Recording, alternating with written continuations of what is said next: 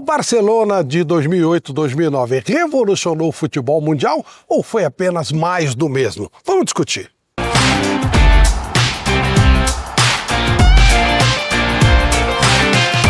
Bruno Prado, foi uma revolução ou realmente foi mais do mesmo?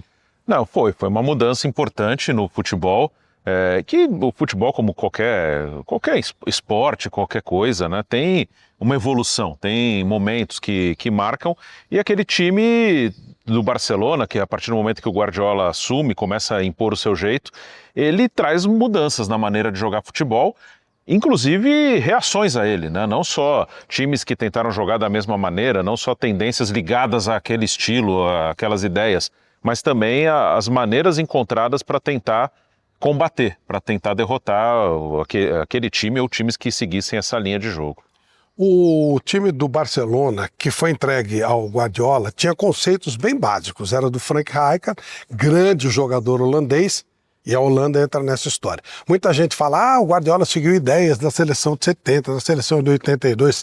Conversa fiada, é uma linha direta, Rinus Michels, holandês, Johan Cruyff, holandês, La Masia, que é criada por Johan Cruyff com filosofia holandesa, embora sendo tocado por espanhóis, e a própria interferência do Rijkaard, que jogou, né, com jogadores importantes.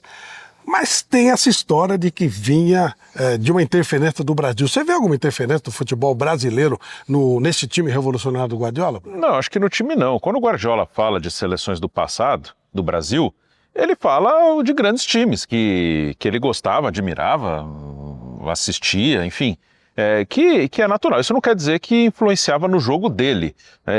O Guardiola, como qualquer pessoa, ele tem as ideias de jogo dele que ele coloca em prática e tem equipes que ele admirava, que não necessariamente o fato dele admirar esses times quer dizer que ele copiou, se inspirou. Pode ter alguma coisa, né? Mas não é essa a linha seguida. Como você falou, é uma influência, no caso do Guardiola, direta do Cruyff, que foi treinador dele no Barcelona. E o Cruyff era o responsável pela execução das ideias de Michels, que era o quê, basicamente? Retomar a bola muito rapidamente, tá todo mundo acoplado num determinado local para que essa troca de passes fluísse, aí você abria o jogo rapidamente, fazia inversão de jogo, e aí você saía na cara do gol com muita gente. Puro Guardiola, né? Sim, é uma ideia básica, né? E claro, com adaptações ao momento, ao jogo. Lógico. Até depois, o próprio Guardiola, você pegar o Bayern de Munique do Guardiola não é igual ao Barcelona. O Manchester City não é igual ao Barcelona. O próprio Manchester City tem várias versões. Foi o time que ele ficou por mais tempo, tá? É quase uma década no Manchester City. Então, pegar o primeiro Manchester City dele não é igual o último, o atual, o último vencedor. Então, o próprio Guardiola também, de acordo com as mudanças no jogo, ele foi se transformando. E aí ele mesmo fala que o modelo consagrado dele no próprio City já está superado por um modelo de um jogo mais direto, tanto que ele traz o auxiliar técnico do Klopp. Esse próximo momento vai ser uma mistura de estilos? Sim, acho que já é assim, talvez desde o Bayern de Munique, né? No Bayern de Munique, para quem, no livro dele, ele fala sobre o jogo alemão, um jogo de contra-ataque, para ele a liga com contra-ataque mais forte, mais mortal do mundo. E ali ele já fez algumas adaptações. Ali ele contava com Robben, Ribéry, em outro momento Douglas Costa, pontas muito rápidos. Até para combater os contra-ataques no futebol alemão, ele tem a ideia de trazer os laterais por dentro, para ter mais gente no meio, para fechar, para não tomar tanto contra-ataque, para não ficar tão aberto. E aí ele tinha uma ligação direta do passe do zagueiro na saída de bola, direto para o ponta, com o lateral por dentro. Então ele foi fazendo adaptações. O Bayern já era um time muito mais direto. Acho que tem as ideias básicas de ter a bola, de ser o protagonista do jogo, de pressionar no campo do adversário, mas também em alguns momentos pode marcar mais atrás para explorar contra-ataques, para jogar em velocidade, para ter um jogo mais direto. Quando você fala em zagueiros, em volantes, né, começando o jogo, aqui no Brasil a gente discute o 10. Falta o 10, aquele meia tradicional, quando o Brasil era protagonista, os anos de ouro do futebol, tinha o meia, né? Então você tinha o número 10 mesmo, aquele cara que fazia o lançamento e tal. Hoje o 10 foi lá para trás, hoje o 10 é o volante, hoje o 10 é o zagueiro. O próprio Flamengo, que é o time do momento, ele tem o Jorginho e o Saúl, jogadores de passada de jogo fácil, e até os dois zagueiros do Flamengo, né? O Léo Pereira e o Léo Ortiz. É coisa de Guardiola também isso aí, né? Sim, tem uma influência, sim. Muitas vezes o Guardiola usou como zagueiros jogadores que não eram zagueiros originalmente.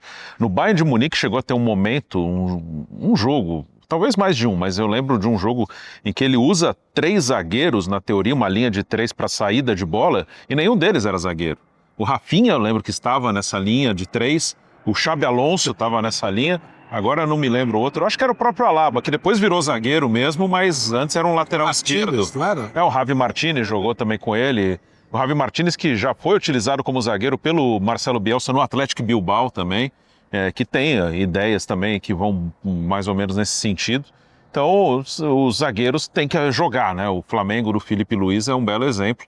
Aliás, o Filipe, quando chega ao Flamengo, ele tira, quando ele assume o time, né? Ele tira o Fabrício Bruno, que é um zagueiro de força, mas não tem um passe tão bom, zagueiro muito rápido, e coloca o Léo Ortiz de titular, né? O Léo Ortiz, com o Tite, era reserva de Fabrício Bruno e Léo Pereira, e às vezes até volante.